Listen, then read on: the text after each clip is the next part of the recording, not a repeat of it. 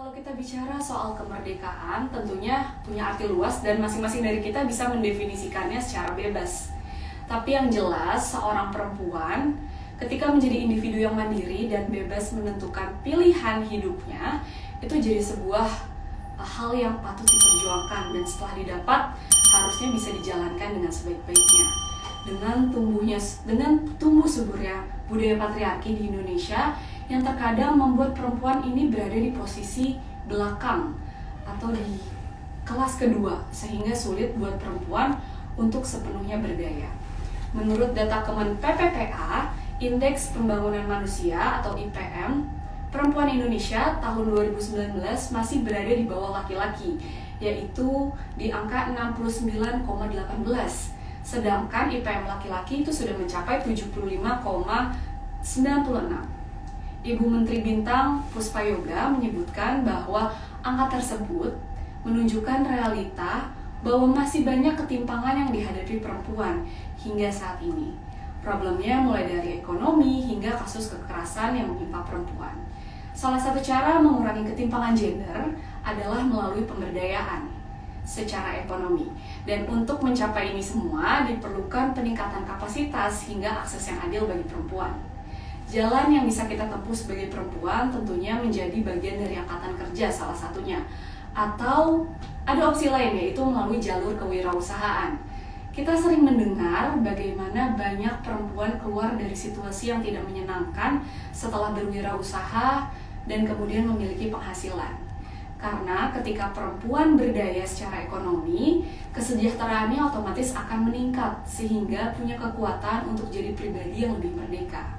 Sore ini menarik sekali karena kita akan mendengar salah satu kisah yang mewakili jutaan perempuan di luar sana mengenai bagaimana kewirausahaan akhirnya jadi jalan menuju kemerdekaan dan memberikan dampak tidak hanya sebatas pada penghasilan saja, tapi juga berdampak pada banyak orang. Kita ajak langsung founder dari Batik Trusmi, Mbak Sally Giovanni untuk hadir di sini dan ngobrol sama kita untuk bahas untungnya perempuan punya penghasilan sendiri. Apakah sudah hadir Mbak Sally? Coba kita cek ya. Oke.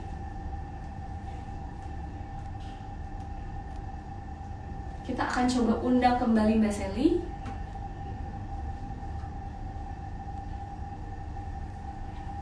Oke, kita tunggu. Untuk sahabat Onewir tentunya sampai jam 5 sore ini kita akan ngobrol-ngobrol. Jadi kalau misalnya ada pertanyaan bisa langsung taruh di kolom komen karena di akhir sesi kita akan bahas satu persatu pertanyaannya.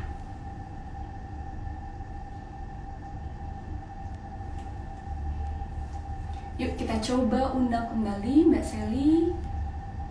Pasti teman-teman sudah tahu dong ya, Batik Trusmi ini namanya sudah sangat besar. Siapa sih yang nggak tahu Batik Trusmi? Jadi kita pengen dengar langsung nih gimana kisahnya seorang Sally Giovanni bisa membangun brand dari nol sampai sebesar sekarang. Ya, kita masih menunggu Mbak Sally untuk join.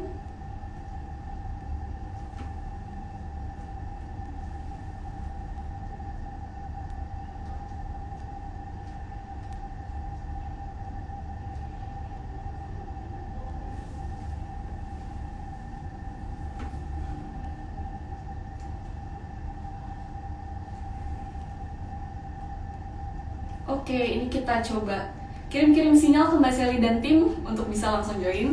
Ditunggu ya sahabat Onewir.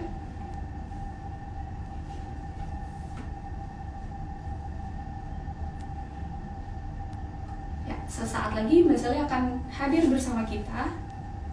Kira-kira Mbak Sally akan live dari mana ya? Karena kita tahu sendiri bahwa dengan besarnya brand Batik Trusmi, pasti Mbak Sally ini punya kesibukan yang cukup padat dan bisa melakukan perjalanan bisnis kemana-mana hampir setiap hari. Jadi kita tunggu aja nih mana kehadirannya Mbak Sally.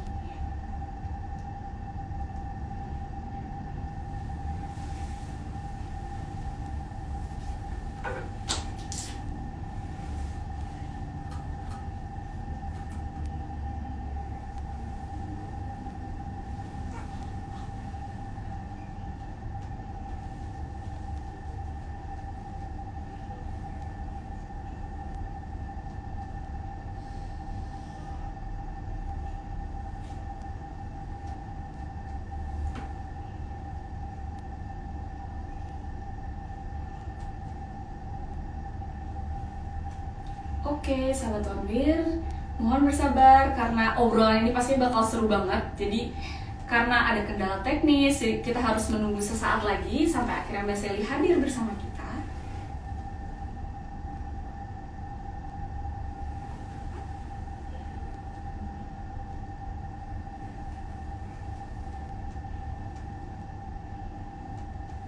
Wah, oke, Mbak Sally saat lagi. Halo Mbak Sally. Halo. Assalamualaikum, apa kabarnya? Waalaikumsalam. Alhamdulillah. Alhamdulillah. Sebelumnya Mbak Sally terima kasih banyak nih udah menyempatkan waktunya yang kita tahu pasti sibuk banget. Ya Allah. Sekarang lagi ada di mana kah? Lambat ini. Tadi abis baru meeting. Oh gitu, nggak apa-apa. Kita dengan senang hati menunggu kok. Mbak Sally lagi di mana kah? Lagi di kota mana kali ini? Di rumah. Oh, lagi di rumah.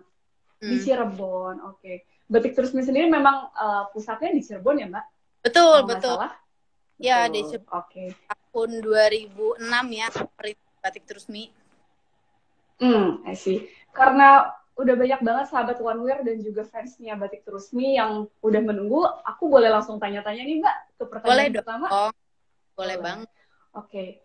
Kita tahu ya Batik Terusmi itu hampir semua orang nggak ada yang nggak kenal gitu. Dan hampir jadi ikonnya kota Cirebon gitu. Tapi nggak semua orang tahu perjalanannya Mbak Sally untuk bangun brand ini dari nol, itu tuh seperti apa sih? Boleh di-share nggak sih Mbak? Kayak perjalanannya dari awal sampai saat ini, seperti apa?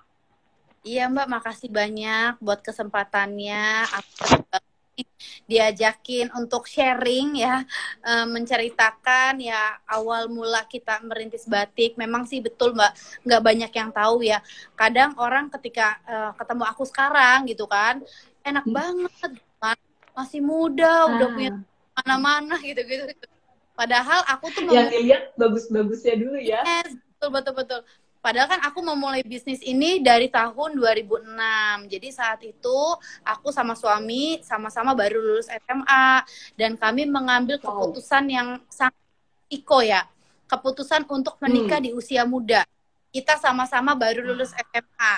Kita belum punya pengalaman bisnis juga, belum punya ilmu bisnis juga, tapi kita cuma modal yakin ya. Modal yakin, modal kemampuan, ya kan, modal niat baik gitu. Alhamdulillah sih akhirnya Allah mudahkan gitu jalannya. Jadi pertama kali tuh sebenarnya aku sama suami bukan jualan batik dulu nih awalnya. Jualannya adalah kain kafan, Mbak. Ya. Wah, oke, menarik. Iya. Ini banyak yang nanya deh kenapa jualannya kain kafan gitu. Jawabannya karena gimana tuh? Karena itu paling gampang. Pertama, dengan kami yang sangat terbatas cuma dari amplop nikahan, tapi kami punya niat baik untuk memulai usaha dan kami punya keinginan yang sangat kuat banget pengen memulai usaha. Akhirnya ya udah dengan uang amplop nikahan nggak masalah kok, kita bisa kok memulai usaha. Yaitu usahanya tuh jualan kain kafan yang modalnya ya udah cukup itu nggak apa-apa gitu. Terus kenapa masih juga jualannya pertama kali tuh modalnya berapa Mbak Sally? 16 juta. 16 juta ya, oke. Mulai dari 16 juta sekarang nanti kita kupas-kupas omsetnya Batik Terusmi udah sampai berapa. Boleh lanjut Mbak Sally? Iya gitu.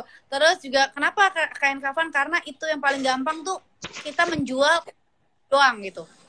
Kain putih doang yang kita nggak harus dimotif apa, nggak perlu pusing juga harus desain model cuttingannya seperti apa gitu kan. Jadi ya udah, intinya kita tuh harus memulai sesuatu dari yang paling mudah dulu yang kita bisa. Ya, kita harus membuang. Perlu dicatat. Poin pertama tuh, ya kita harus membuang alasan. Jadi jangan banyak beralasan. Kalau saat itu aku disuruh beralasan, akan ada 1000 alasan untuk aku tidak memulai usaha. Karena apa? Gue cuma lulusan SMA, gue nggak punya modal yang cukup gitu kan, gue juga nggak punya ilmu bisnis, ngapain gitu kan gue mulai usaha.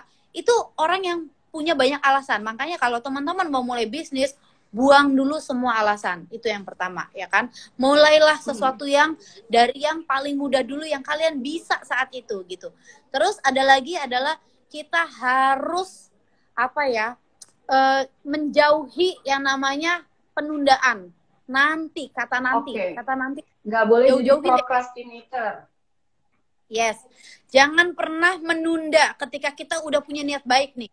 Misalkan kayak niat baik kita pengen memulai usaha, nanti deh kalau saya udah lulus sekolah, nanti deh kalau saya udah punya modal yang cukup, nanti deh kalau saya udah belajar apa ina inu gitu. Jadi udah, kalau kita pengen berbuat baik, jangan ditunda-tunda, lakukan segera, take action, itu sih. Itu yang kami lakukan pada saat memang kami tuh memiliki banyak keterbatasan itu. Semuanya gitu kan. Keterbatasan ilmu kami, keterbatasan pengalaman kami, keterbatasan materi kami gitu kan. Itu. Tapi semua itu nggak akan kami jadi sebuah masalah gitu. Tapi kita mencari solusi. Solusinya apa? Ya udah, solusinya ya udah gue cari bisnis yang gampang, yang modalnya memang nggak banyak gitu kan. Udah jadi bisnis kain kafan. Dan aku melakukan bisnis kain kafan itu door to door. Aku keliling sama suami ya kan, menawarkan kain kafan. Dan itu kami banyak mengalami penolakan gitu. Penolakan dalam arti pasti ya. Orang kan kalau beli kain kafan kebanyakan kalau butuh doang, ya kan? Kalau belum banyak yang berani beli kain kafan untuk stok. Oh, gue nyetok deh kain kafan buat orang nanti kalau kita meninggal gak kesusahan. Itu masih jarang mindsetnya seperti itu. Jadi orang beli kain kafan ketika orangnya butuh, dan orang beli kain kafan itu nggak ada repeat order. Beda kayak kita beli baju. Aku nih beli baju sekarang ini, besok bisa jadi beli baju lagi, bulan depan bisa jadi beli baju. Tapi kalau orang beli kain kafan satu, udah, itu orang nggak akan repeat order lagi gitu loh. Ya, terus juga kami di situ ada kendala bagaimana ya cara mempromosikan kain kafan ini biar laku. Mau kita diskon, mau kita kasih promo buy one get one, itu tidak akan menaikkan penjualan kain kafan itu. Orang nggak akan bergairah pengen jadi, oke deh, saya beli kain kafan yang banyak aja deh. Nggak ada begitu. Semua udah terbatas banget gitu. Jadi dari situ, awal memang challenge-nya ada di produknya ya waktu itu. Produknya. Tapi dari situ kami nggak diem gitu kan. Kami nggak stuck sampai di situ. Kami mikir, ini langkah kita sebenarnya udah benar. Buat memulai bisnis udah lulus nih, memulai bisnis. Tapi gimana ketika kita menghadapi kendala, kita harus memiliki strategi. Ya kan? Ya kan? Ini namanya berpikir cerdas ya. Ini udah sifat Rasulullah yang udah Rasulullah ajarkan ke kita gitu. Apa sifat cerdas? Itu fatonah. Aku tuh selalu bilang begini, kalian kalau mau bisnis ya kan, udah tauladannya Rasulullah aja, panutannya Rasulullah. Karena apa? Udah ada semua dari Rasulullah itu.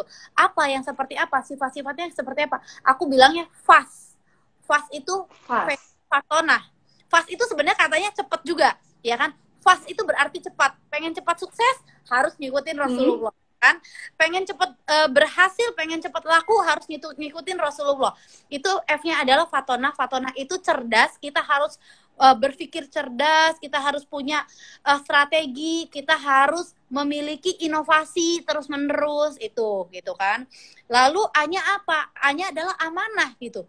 Kita harus bisa percaya nih produk kita nih, ya kan? Kalau kita nggak amanah, ini batik apa Mbak Sally? Oh, ini batik tulis, ternyata ini batik cap. Itu mengecewakan kan? Ini bahannya apa? Oh, ini bahannya sutra, ternyata bahannya katun. Itu orang yang tidak amanah gitu, ya kan? Ya. Itu. Terus S-nya apa? S-nya adalah sidik. Kita harus jujur gitu kan. Katakan kalau ini kualitas nomor 2, ya katakan ini kualitas nomor 2. Kalau orang pengen kualitas bahan yang nomor 1, katakan yang ini loh yang nomor 1 gitu. Jadi kita harus jujur apa adanya gitu ya kan. Nah itu udah FAS ya. Yang T-nya apa? Adalah tablik. Tablik itu apa? Kita menyampaikan kayak deskripsi. Kalau di marketplace kita suka belanja ada deskripsinya kan. Lingkar dada berapa, ya kan, panjangnya berapa gitu kan, ini apa dipakai untuk acara apa gitu. Kita harus bisa menyampaikan dengan baik, ya kan, dengan jelas, dengan tepat. Jadi udah, kalau udah begitu orang akan happy beli produk kita gitu, akan seneng. Oh ya, ini udah orangnya terus berinovasi, karya-karyanya bagus, berkreasi, orangnya juga amanah gitu kan. Kita percayalah produknya dia berkualitas gitu kan, harganya juga worth it gitu. Terus juga orangnya juga jujur, ini kasih tahu ini kualitas nomor satu, nomor dua gitu kan. Udah gitu orangnya menyampaikannya dengan baik lagi, memberi keterangan dengan jelas lagi. Itu sih yang udah aku pegang dari dulu sampai sekarang, aku harus panutannya itu. Wah, salut banget, menarik banget. Jadi kayak selain memang bekerja keras, itu juga harus tahu ya siapa yang bisa dijadikan panutan tadi ya. Kalau tadi Mbak Sally bilang ada Rasulullah, terus dengan konsepnya tadi pas itu, boleh diceritain nggak sih Mbak gimana setelah tadi ketemu banyak challenge, jualan produk pertama kali itu adalah kain kafan, kemudian kapan tuh akhirnya bertransisi bisa jualan batik gitu? Iya betul. Kan kita suka banyak yang nanya gitu kan, Mbak, di titik mana sih kita harus, maksudnya merubah bisnis kita gitu kan, ya. Menarik. Kan kita udah mentok gitu, kayak jualan kain kafan kan mentok. Promosinya juga bingung harus gimana, terus pembelinya juga nggak akan order, ya kan, itu udah mentok ya. Kita harus rubah strateginya gitu kan, rubah bisnisnya gitu. Kita bisnis nggak ada yang salah, bisnis udah bener gitu, mulai bisnis ya itu. Kadang ada kendala ya harus kita, kalau bahasa ini apa ya, harus gercep, harus ini harus gercep. Iya, harus gerak cepat gitu. Jangan nunggu sampai rugi, nunggu sampai bangkrut, nunggu sampai udah nggak bisa ngapa-ngapain lagi. Ya udah nggak ada amunisi gitu. Tapi aku tuh ada sisa-sisa kain kafan yang belum terjual. Akhirnya aku karena aku tinggal sama mertua, akhirnya aku sering sama mertua. Aku bilang, Bu, ini aku ada sisa kain kafan nih Bu, ya kan. Berhubung maksudnya dijualnya nggak gampang gitu kan. Belum tentu setiap hari ada orang yang beli kain kafan. Harus aku apain nih Bu gitu kan. Oh ya udah, kata ibu aku, ini kain kafan nih sebenarnya bisa menjadi bahan dasar membuat batik. Jadi Mbak, yang aku pakai ini batik Megamendung, ini bahannya sangat nyaman, adem, dipakainya juga enak. Ini bahan dasarnya kain kafan. Wow, ini adalah fun fact ya, teman-teman. Jadi kayak ternyata kita nggak tahu kain kafan itu bisa jadi multifungsi gitu ya. Selain memang fungsi awal dan dasarnya, itu bisa dijadikan material fashion ya. Betul gitu kan. Oh ternyata, oh gitu ya. Ya udah. Terus aku juga masih nggak tahu tuh batik. Yang aku tahu batik tuh cuma kayak dipakai seragam buat ke sekolah, ya kan. Buat guru-guru, dipakai orang hajatan. Yang aku tahu batik hanya sekedar itu doang, nggak tahu prosesnya gimana, nggak tahu juga jualannya gimana gitu. Tapi aku tuh memang dari dulu tipe orang yang keponya bukan kepo urusan orang lain ya, keponya tuh kepo untuk di dunia bisnis ya kan, apalagi kita harus tahu proses-prosesnya. Itu aku sangat tertarik sekali, pengen tahu gitu. Ketika aku memberikan kain kafan itu untuk dibatik ke pengrajin batik, aku ngeliat tuh ya kan step by stepnya, prosesnya gitu kan. Yang aku lihat, wah ini kok luar biasa luar biasa banget gitu.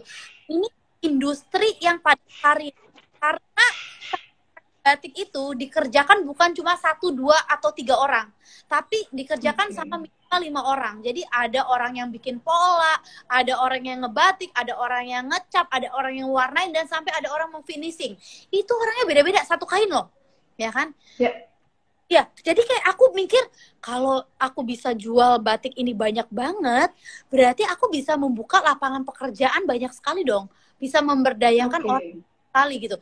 Jadi aku langsung kayak ada panggilan jiwa, ya oke, aku sebagai anak bangsa, nggak hanya berbisnis itu profit oriented doang, tapi aku punya tanggung jawab untuk melestarikan batik ini, membuat kita semakin aware ya kan, bangga dengan hasil produksi Indonesia gitu. Jadi kebanggaan kita gitu kan, jadi identitas kita juga. Aku bangga banget loh ketika aku ke New York ya kan, ketika aku ke Hong Kong, ke Singapura, aku pakai batik, orang langsung, "We from Indonesia." Oh iya, why? Maksudnya kenapa gitu kan? Oh, karena ngelihat aku pakai batik gitu. Jadi kayak, wow, ini udah jadi identitas diri kita nih. Makanya ini sebenarnya ini tanggung jawab kita bersama sih. Jangan sampai ketika batik diklaim oleh negara lain kita kebakaran jenggot. Tapi kita sendiri nih nggak mau make, nggak mau melestarikan, nggak bangga gitu kan. Dari situ aku udah langsung punya komitmen dalam diri, oke, aku harus membuat gimana caranya seluruh masyarakat Indonesia tuh daily wear-nya harus pakai batik. 80% di lemarinya orang Indonesia harus lebih banyak batiknya daripada brand-brand luar gitu loh. Jadi aku punya tekad seperti itu. Impian terbesar aku tuh aku pengen membatikkan seluruh masyarakat Indonesia. Ya sekarang ya masih belum lah, masih jauh loh gitu kan. Masih dalam perjalanan ya. Jalan masih on the way ya Mbak ya. Iya. Jadi itu tujuan aku, kenapa sih Mbak Sally kok batik gitu, pilih batik. Ya aku anak bangsa yang punya tanggung jawab untuk melestarikan budaya ini dengan cara aku. Mungkin caranya harus berbisnis batik biar bisa membuat industri ini semakin besar, semakin bermanfaat, semakin banyak memberdayakan masyarakat Indonesia. Jadi kita orang Indonesia beli produk Indonesia juga gitu. Wah, menarik. Kalau misalnya poin yang bisa aku garis bawahin, memang ketika berbisnis kemudian kita bawa suatu niat baik dan visi, itu nantinya kita tahu ya ke depannya akan seperti apa, dan mungkin dari situ jadi nggak gampang nyerah. Tapi kita penasaran nih Mbak, sejak pertama kali dibangun dari benar-benar nol, sudah sebesar apa sih Batik Trusmi? Mungkin kalau kita bisa dapat bocoran dari sisi omset atau jumlah gerai, atau sekarang udah mempekerjakan berapa karyawan? Jadi alhamdulillah sih Batik Trusmi itu kan nggak langsung ujuk-ujuk besar ya kan. Batik Trusmi itu dari yang tahun tuh Mbak waktu itu? Iya, Batik Trusmi itu kan dari 2006 aku jualan kain kafan, mulainya kan jualan batik tuh. Aku nggak langsung toko Mbak, aku jadi penjual keliling Mbak. Keliling ke pasar Tanah Abang, ke Pasar Baru, sampai ke Medan, sampai ke Bali, Palembang. Aku itu jualan batik tuh sama suami keliling Mbak. Nawar-nawarin, jadi aku jadi kayak supplier gitu loh Mbak, gitu kan. Sampai akhirnya alhamdulillah kami bisa buka toko kecil banget, jauh lah sama toko-toko yang ada di depan kami. Tokonya udah gede, samping kami gede-gede. Kita kayak nyempil banget toko kecil. Tapi alhamdulillah orangnya sangat pembelajar gitu. Jadi walaupun cuma lulusan SMA, seneng banget ikutan seminar, ikutan pelatihan, ikutan di event-event yang orang-orang sukses tuh aku kayak terinspirasi banget gitu. Akhirnya kita membuat toko kita punya value lebih dari toko yang besar. Jadi aku langsung bisnis plan-nya ya kan, gimana caranya aku tahu nih kekuatan aku tuh apa, ya kan, strong point-nya apa, ya kelemahan aku nih gimana sih gitu kan, harus aku fokus nih, harus bisa memperbaiki ini. Dan aku mau lihat kompetitor aku itu kekuatannya apa, kelemahan apa, kekurangannya apa, kelebihan apa. Jadi aku bisa kasih value di bisnis aku ini gitu kan. Ya udah gitu, dari tokonya kecil yang pelangnya besar, orang kebanyakan toko besar juga ya pelangnya kecil, agak ngumpet lah, nggak kelihatan. Terus bahasanya juga B aja gitu, cuma toko A, toko B. Nah, tokonya kecil, aku bikin pelang yang besar sekali, aku bikin batik termurah dan terlengkap, gimmick gitu. Dan dulu aku udah ngelakuin, jadi orang kayak wow, ini beneran nih terlengkap nih, gitu ya? Nah, iya gitu kan. Tapi kita bertanggung jawab gitu. Kita berusaha gimana caranya dengan toko kita kecil bisa memenuhi kebutuhan pasar gitu kan, ya kan. Terus kita juga berusaha gimana caranya memberikan yang terbaik kayak gitu. Padahal itu sempat ditentang loh sama mertua saya. Dia bilang malu-maluin banget, toko kecil aja bikin pelang sebesar itu. Lihat tuh toko-toko yang besar aja kayak gitu. Lah justru kita off the box kan. Box, kita harus berpikir yang lain. Kita nggak boleh kayak ngikutin permainan mereka, kita harus game changer, kita punya permainan sendiri gitu. Itu sih yang aku lakuin kayak gitu, sampai akhirnya alhamdulillah dari toko kecil imut-imut akhirnya banyak pelanggan, ya itu kita bisa membesarkan toko kita sampai akhirnya tingkat, sampai akhirnya sekarang menjadi toko batik terluas. Bukan hanya di Indonesia, berarti terluas di dunia, karena kita dapat rekor muri, masuk ke rekor muri, kita sebagai toko batik terluas, dan kita juga sebagai pemilik toko batik termuda saat itu. Aku waktu itu 23 tahun udah punya toko batik seluas 2,5 hektar. Alhamdulillah. Alhamdulillah. Kerja kerasnya terbayar ya saat itu. Iya, cuma ya itu prosesnya juga panjang banget gitu kan. Aku harus buka cabang dulu di Jakarta, di Majestic aku buka cabang, di Bandung juga di Ciamplas aku buka cabang, di Medan juga Jalan Ponorogo aku buka cabang, di Manado juga buka cabang. Jadi buka cabang juga di beberapa kota kayak gitu. Di Surabaya juga aku buka cabang kayak gitu. Terus juga ketika ditanya semua untung, belum tentu gitu kan. Nggak semua untung. ada juga beberapa cabang yang memang harus kita subsidi. Tapi bisnis itu kan sebenarnya bukan cuma berpikir untung rugi, ya kan? Benar. Bisnis itu membangun brand. Kalau brandnya sudah Yang terbangun berkelanjutan. berkelanjutan, ya kan, kita kan mikirnya kita bukan mau bisnis yang musiman, yang udah bisnis selesai udah tutup, nggak mau. Kita pengen long term, bisnisnya jangka panjang. Jadi kita harus menjaga produk kita, menjaga kualitas kita, dan menjaga branding kita gitu kan. Itu yang aku lakuin selama berarti kurang lebih 15 tahun dari 2007 sampai 2022 ini. Dan alhamdulillah kami sangat menikmati prosesnya karena kami percaya ya, proses itu tidak pernah membohongi hasil gitu. Teman-teman kalau pengen mendapatkan hasil yang terbaik, jangan sampai kita melakukan hal yang sama untuk berharap mendapatkan hasil yang berbeda. Bayang, kita ngelakuin hal yang sama, pengen hasil yang berbeda. Kan itu kayak nggak make sense, ya kan?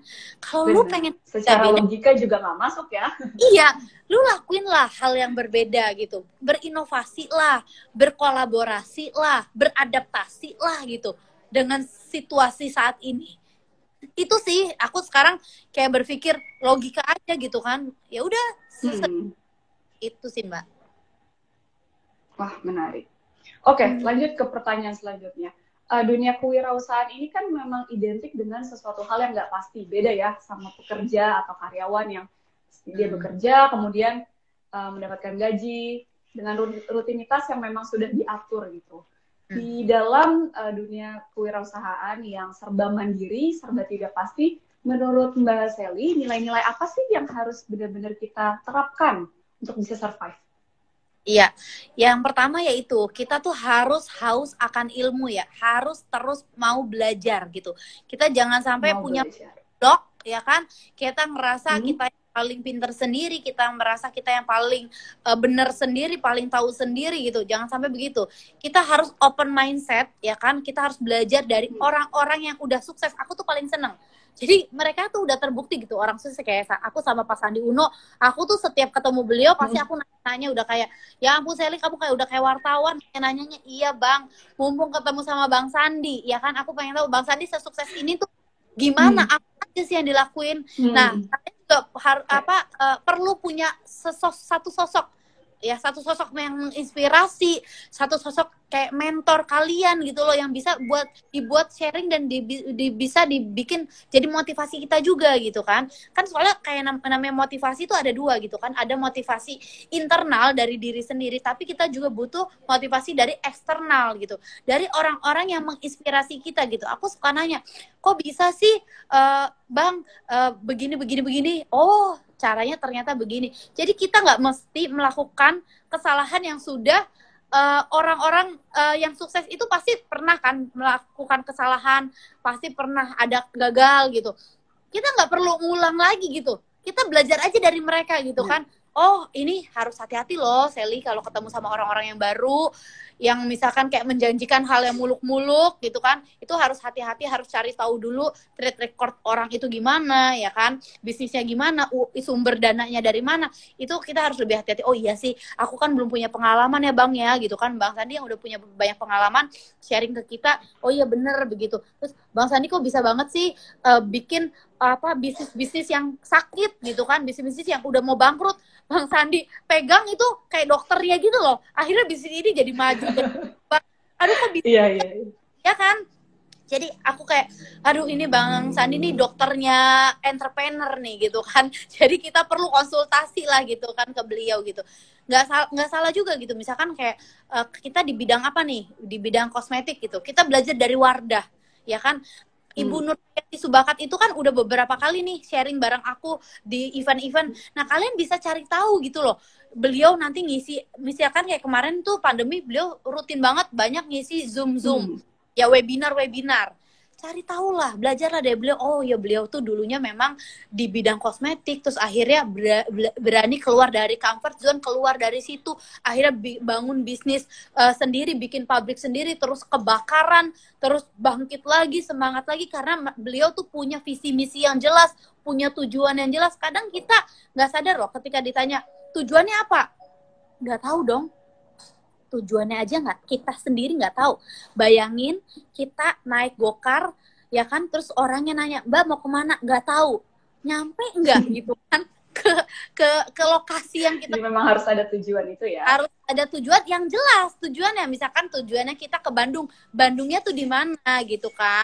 Mau Bandung kota atau Bandung kabupaten. Jadi biar kita juga bisa menentukan arahnya nih kemana nih, ya kan? Yang bener nih arahnya kemana nih gitu kan? Terus jangan sampai kita udah mau ke Bandung, nyampe di tol, ya udah mau keluar tol, tiba-tiba kita berubah haluan. Aduh aku galau, kayaknya Bandung takut macet deh. Kayaknya mending ke Jakarta aja. Udah dibalik lagi aja ke Jakarta, kan memakan banyak waktu dan itu nggak akan sampai gitu. Kadang bisnis juga begitu, Mbak. Udah mau berhasil nih, Mbak. Ya kan udah mau berhasil, tapi nggak sabar, Mbak. Nggak sabar kayak pasti ada aja cobaannya ya.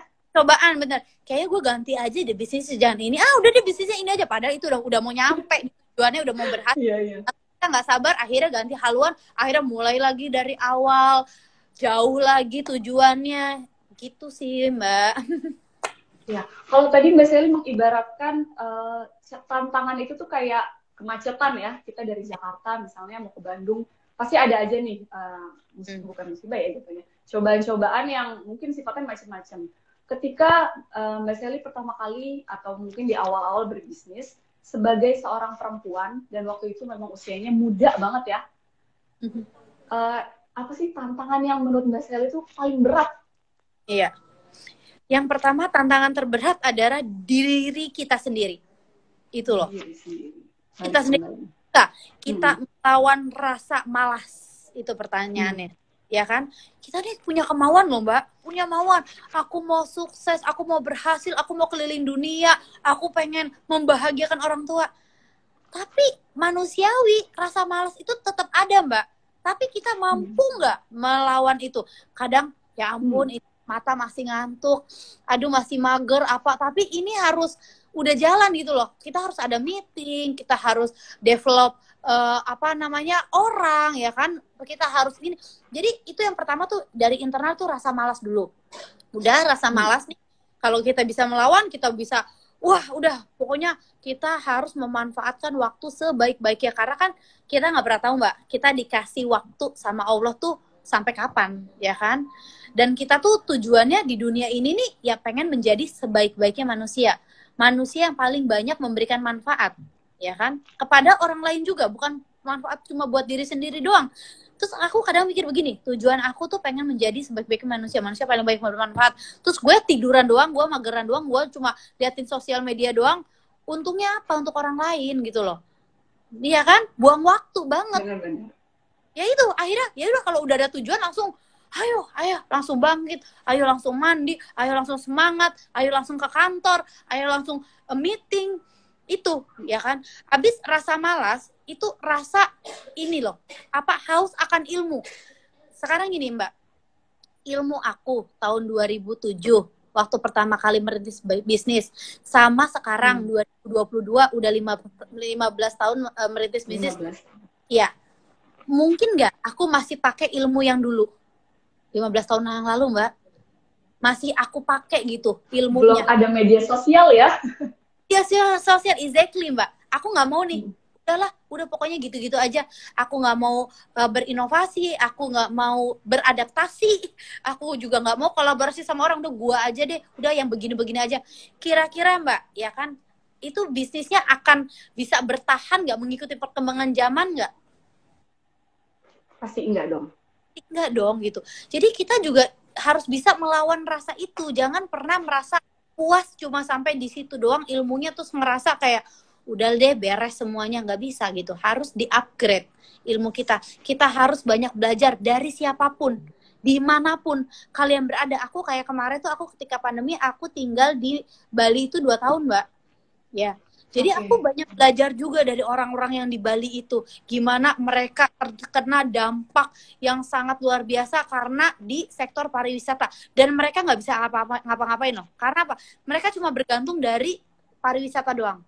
Ketika pariwisata ditutup, udah stuck, mereka nggak bisa ngapa-ngapain. Makanya kita nggak boleh gitu. Kita harus belajar juga dong. Gimana caranya membuat ini, gimana caranya berkarya di sini.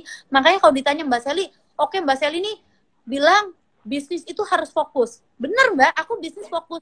Bayangin dari 2007 mungkin sampai 2011 aku dapat rekor muri itu, aku nggak bisnis yang lain-lain Mbak. Sampai kemarin aku berarti tahun berapa tuh? Waktu baru buka keranjang tuh tahun 2019. Sampai tahun 2019 pun aku tetap di batik, fokus di batik. Tapi setelah itu ya kan, boleh dong setelah bisnis itu udah bisa jalan, udah fokus, udah ada yang manage, boleh dong kita coba di bidang lain. Karena kita percaya rezeki kita itu nggak hanya satu bidang, tapi kita ada rezeki di bidang-bidang lainnya. Makanya aku belajar di bidang pariwisata di Keranjang Batik. Dan suami aku belajar di dunia properti. Dia bikin perumahan Terus Milen namanya. Kalau di Bali, di Keranjang Bali itu kayak wisata untuk keluarga, ada tempat oleh-oleh juga, ada restorannya juga, ada spanya juga. Udah pokoknya one stop shopping komplit di situ. Jadi aku tuh belajar juga, kita tuh harus juga loh gitu kan, gak hanya mengandalkan satu bisnis. Kalau ketika bisnis itu udah fokus, udah bisa berjalan, cobalah gitu kan di bisnis yang lainnya. Itu sih tantangannya Mbak, kita kadang suka terlalu nyaman di comfort zone, gak berani keluar dari comfort zone, terlalu nyaman gitu. Menarik banget. Ternyata kita baru tahu nih, selain bisnis batik, Mbak Sally dan juga suami udah expand ya ke berbagai bidang bisnis gitu. Kita penasaran. Tadi cerita kalau menjalankan bisnis sudah 15 tahun gitu. Apa sih yang paling kerasa berbeda banget gitu? Mulai dari segi ilmu atau kayak sisi marketing atau branding atau semacamnya. Yang paling terasa tuh dan yang ilmu yang harus terus-menerus diupdate secara relevan tuh apa sih Mbak? Ya, yang pertama sih aku yang paling kerasa beda banget dari produk ya. Produk aku pengen yang tadinya batik mindsetnya cuma seragaman sekolah, cuma seragaman guru, cuma buat kondangan, aku nggak mau. Aku pengen batik ini berubah menjadi daily wear, kemanapun, kapan, acara apapun pakai batik gitu. Jangan sampai kita pakai batik, Bu, abis kondangan dari mana Bu? Gitu kan, jangan sampai begitu. Stigma itu harus diubah ya. Pak, itu yang paling pertama dari produknya ya, kita harus terus berinovasi. Yang kedua, ya benar, dari cara mempromosikan aja, dari cara memarketingkannya. Kalau dulu kayak cuma kita iklan di koran, kita iklan di radio, kita iklan di billboard, udah cukup. Sempet ngerasain ya iklan di koran? Ya dong, sempet gitu. Kalau sekarang apa kabarnya? Orang udah nggak banyak yang baca koran, orang udah nggak banyak yang denger radio, orang nggak banyak juga yang lihat billboard, ya kan? Orang kan kalau di jalan banyak orang yang di jalan tuh nggak lihat billboard, sibuknya di handphone. Betul. Bener apa? Bener, aku juga ngerasain itu soalnya gitu ya. Udah sibuk hektik dengan ini gitu. Jadi udah sekarang sekarang harus mempromosikannya di media sosial. Kita juga harus berjualan juga bukan cuma di offline, tapi di online juga, di marketplace, di Instagram kayak gitu. Terus caranya juga bukan sekarang udah jadi kayak soft selling, bikin konten yang menarik ya kan, bikin konten yang kreatif gitu. Gimana caranya? Itu bagus banget loh, bikin kita tuh selalu jadi mikir lagi, bikin apa lagi ya. Itu kalau menurut aku bagus banget gitu. Terus dari kita internalnya juga kita harus up to date gitu kan, mengikuti perkembangan zaman gitu. Kalau yang mungkin dulu cara berpromosinya ya cuma gitu-gitu aja, sekarang ada banyak loh, kita harus masuk ke komunitas-komunitas, kita mungkin harus ikut-ikutan ada event-event ya kan. Jadi beda banget deh, itu perbedaannya sangat signifikan banget. Oke, dari era konvensional, di mana jualan tuh tradisional aja dari toko, mengiklankan pun juga dari media massa yang jauh dari kata digital ya. Terus sekarang harus udah bisa agile. Apalagi aku sekarang sering banget ngeliat konten-konten akun Instagramnya Mbak Sally, mengedukasi banyak orang soal entrepreneurship, women empowerment juga. Penasaran nih, kan besok itu hari kemerdekaan RI ya. Kalau dari sisi sebagai perempuan, Mbak Sally, gitu. Perempuan kan di Indonesia mungkin kondisinya menantang ya. Nggak semua orang punya akses yang sama, nggak semua orang itu berada di lingkungan yang memang suportif gitu. Bagi Mbak Sally pribadi, arti kemerdekaan itu seperti apa sih sebenarnya? Iya, sebenarnya arti kemerdekaan ini kan luas sekali ya kan. Kalau aku sih kemerdekaan ini aku ambil dari semangat para pejuang kita. Jadi kita tuh nggak boleh berhenti berjuang darah penghabisan. Lihat coba para pahlawan itu ya kan membela negara kita sampai gugur di medan perang. Nah, itu perlu kita terapkan tuh semangatnya tuh sekarang tuh ya kan di era sekarang yang aduh produk-produk dari luar itu yang murah banget, yang kualitasnya juga lumayan gitu. Jangan sampai kita akhirnya meninggalkan produk-produk yang buatan Indonesia, kita akhirnya pakainya produk-produk luar gitu. Karena apa? Karena kita orang Indonesia yang nggak berjuang gitu loh. Gimana caranya kita bisa bikin produk yang ya, kualitasnya lumayan dengan harga yang terjangkau gitu kan. Itu sih kalau menurut aku ya. Makanya kita udah mempersiapkan kayak batik juga aku udah nyiapin launching tanggal 17 Agustus ini batiknya gambarnya gambar-gambar para pahlawan gitu loh lagi berjuang. Iya bener. Jadi pas banget nih.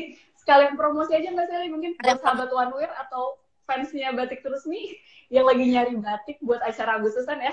Betul, jadi kalian harus punya edisi para pahlawan ini 17 Agustusan karena itu di situ tuh ada filosofi semangat berjuang kita. Kita dengan pakai batik itu akhirnya kita yang tadinya mungkin males, kita jadi nggak males lagi.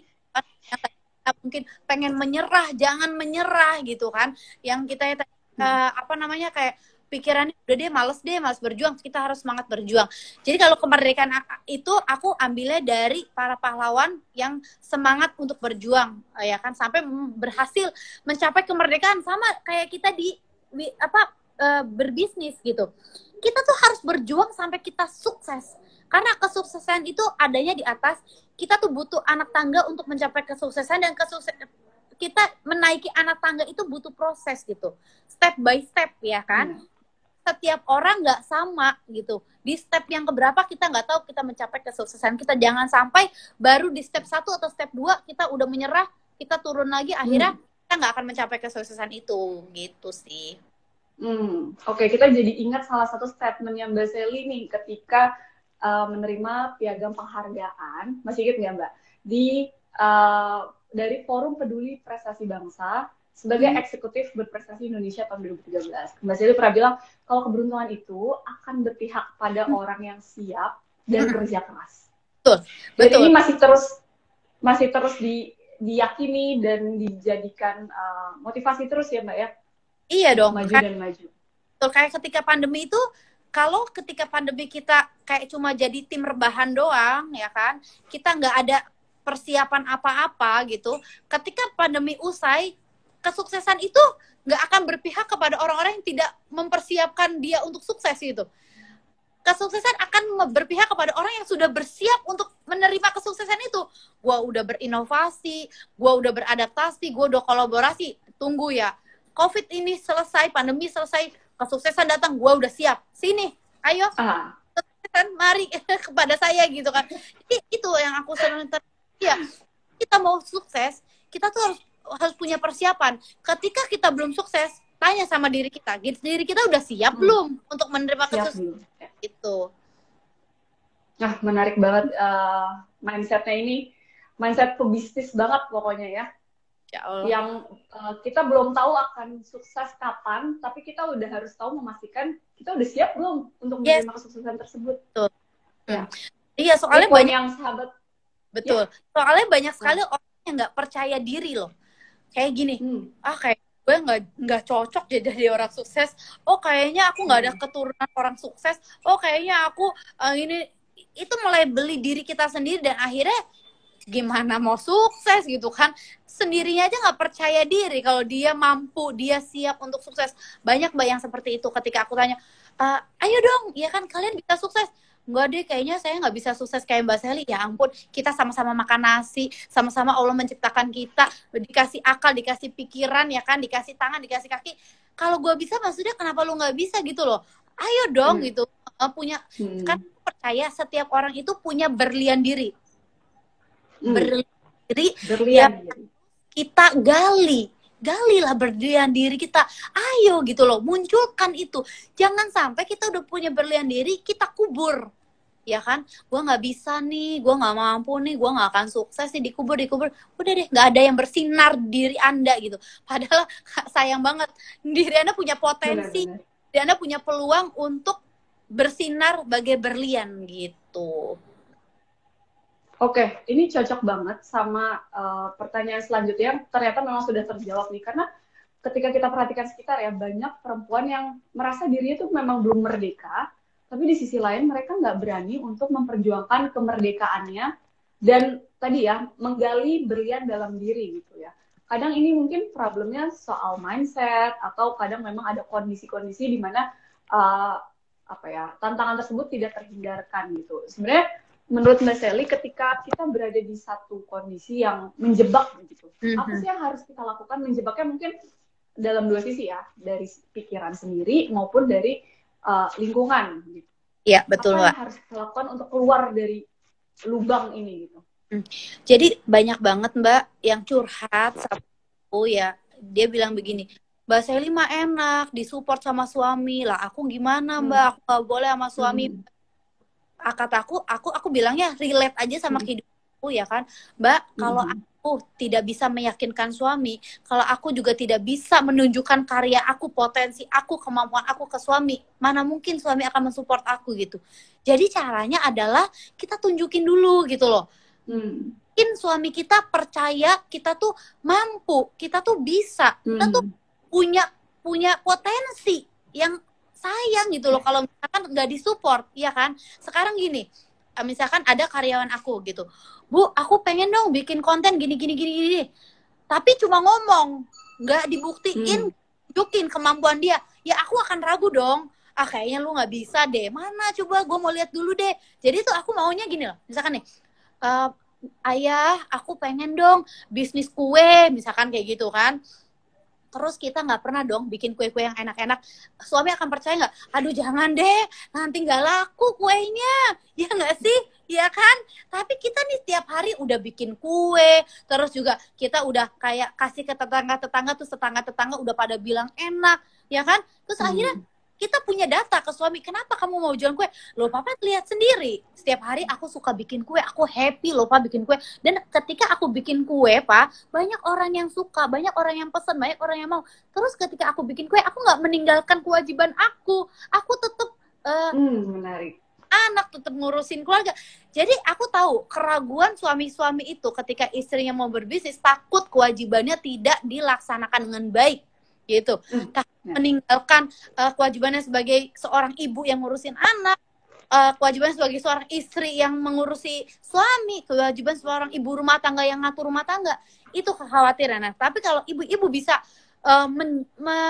menjelaskan itu dan mempraktekkan itu sesuai, berjalan sesuai harapan, itu aku yakin lah gitu, suami juga akan melihat ya kan, terpampang nyata hasil karyanya, tapi semua berjalan dengan baik, itu akan disupport kok gitu. Aku yakin sih gitu. Dan betul, dan memang butuh skill ya untuk bisa meyakinkan bahwa dengan apa ya, berbisnis tapi tetap juga memegang peran yang ganda gitu ya, misalnya seperti Mbak Sally nih, pengusaha juga, seorang istri juga, seorang ibu juga, itu tuh ternyata masih bisa fokus ke rumah maupun ke bisnis gitu ya.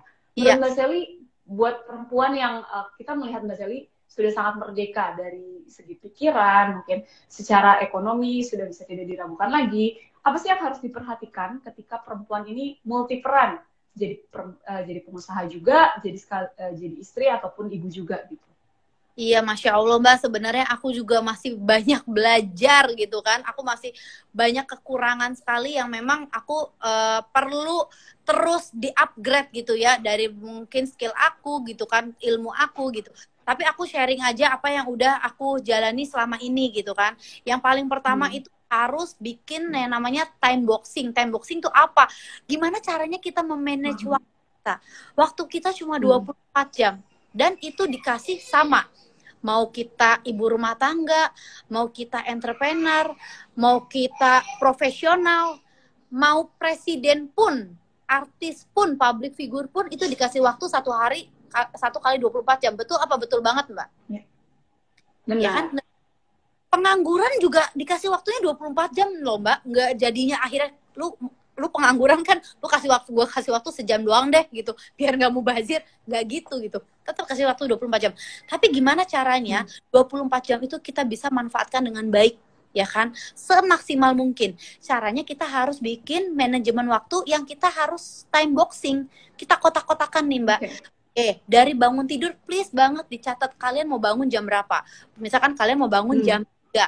Jam 3 itu abis bangun kalian mau ngapain? Mau langsung mandi kah? Apa mau ambil air wudhu? Sholat tahajud kah? Ya kan? Terus mau ngapain? Mau ngaji kah? Mau ngapain nih? Ditulis, Mbak.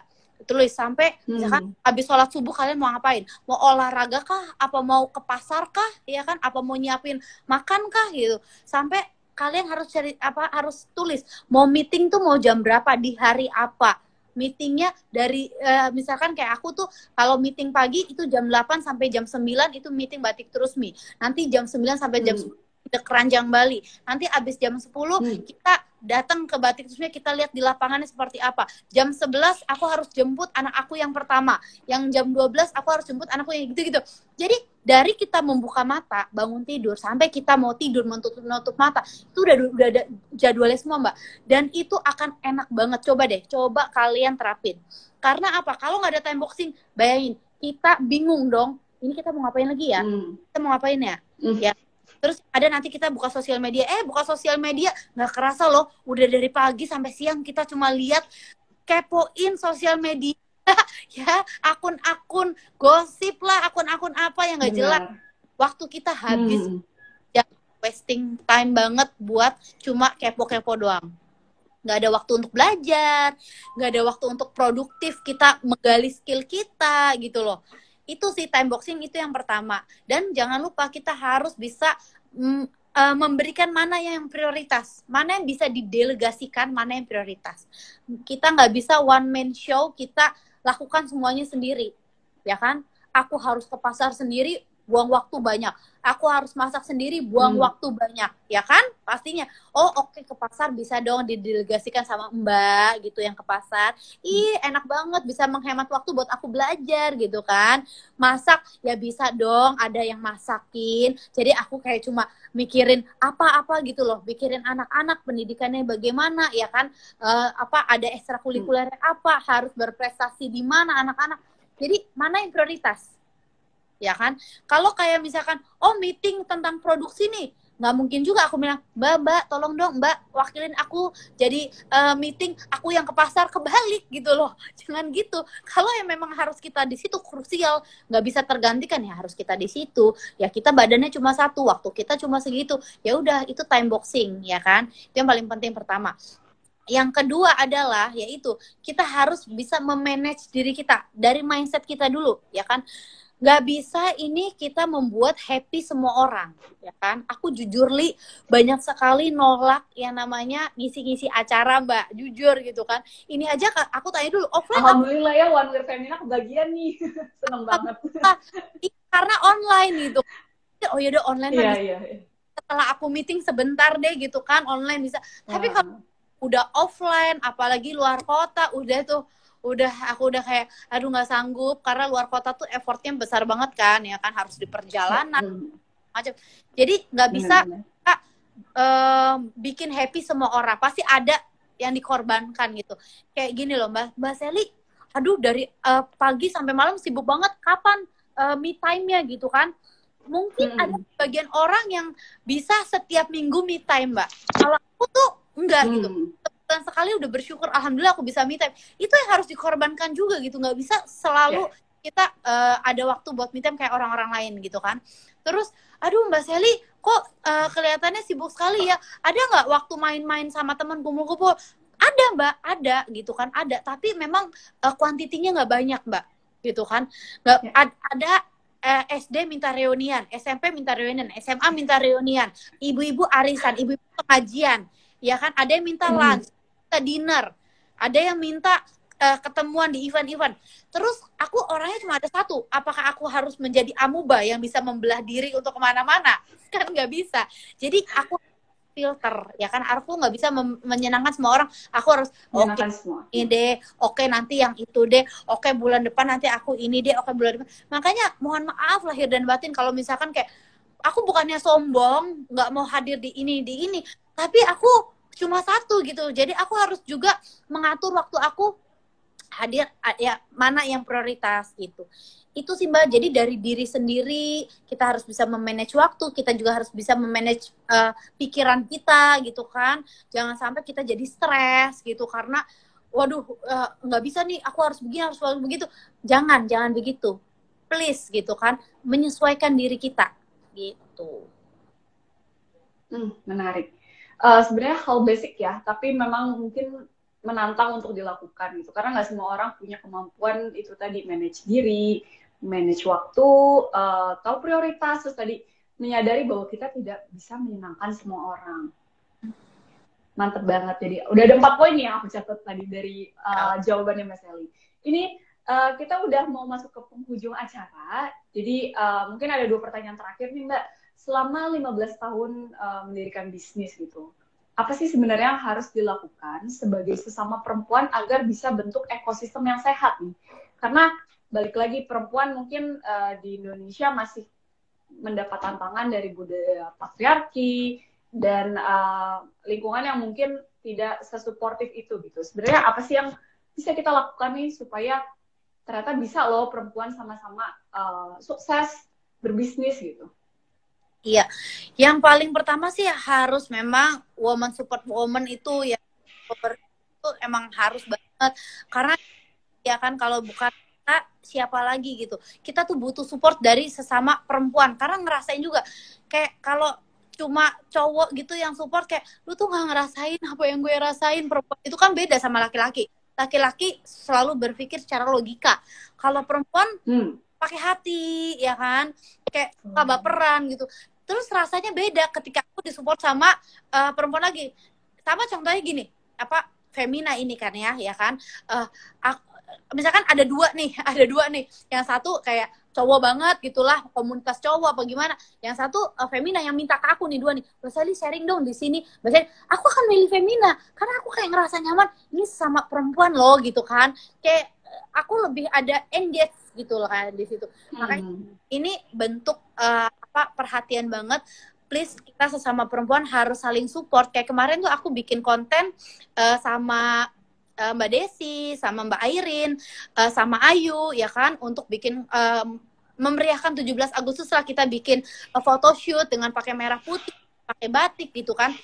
Tujuannya apa gitu kan? Tujuannya ya kita saling support gitu, support sesama bisnisnya gitu. Aku juga alhamdulillah nanti ini akan berkolaborasi sama Ayu Dia Andari dan sama Passion Delivery ya kan.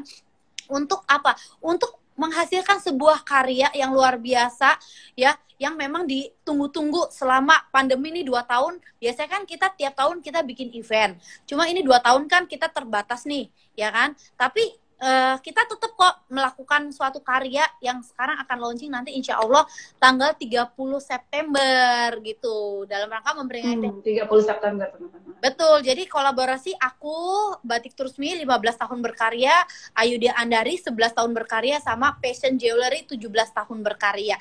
Itu bentuk. Jadi ini semuanya womanpreneur ya Mbak ya? Womanpreneur semua gitu kan, ya kan. Tapi walaupun kita berbeda bisnis, tapi kita bisa saling support dan ternyata bisa dikolaborasikan gitu. Jadi karya yang luar biasa. Itu sih.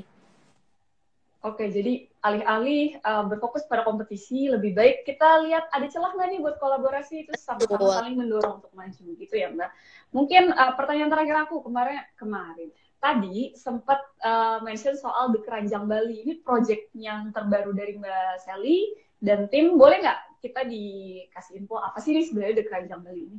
Ya, alhamdulillah The Keranjang Bali itu kan hadir sebenarnya sebagai solusi buat orang-orang yang holiday ke Bali tapi agak bosen kan, kayak misalkan ke tempat cuma dapatnya oleh-oleh doang. Terus mau ke tempat mana lumayan jauh-jauh kan, mau ke Bedugul jauh, mau ke Ubud jauh gitu kan. Nah, The Keranjang Bali ini konsepnya memang Bali dalam satu keranjang. Kenapa gitu kan? Bali dalam satu keranjang.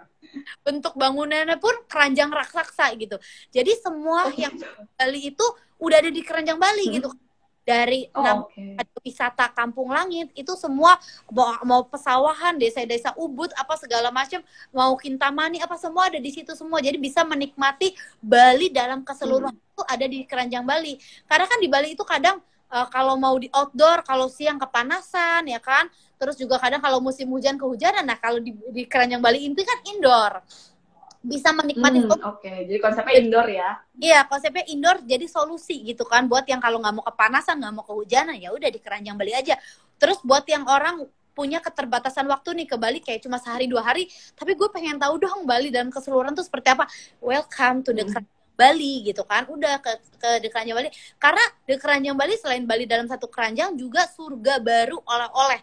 Jadi punya Bali The Keranjang Bali punya dunia termanis, itu ada candy, ada coklat dari mulai proses pembuatannya, ada juga kopi luwak, ada luwaknya. Kenapa sih kok bisa disebut kopi luwak? Oh, begini prosesnya.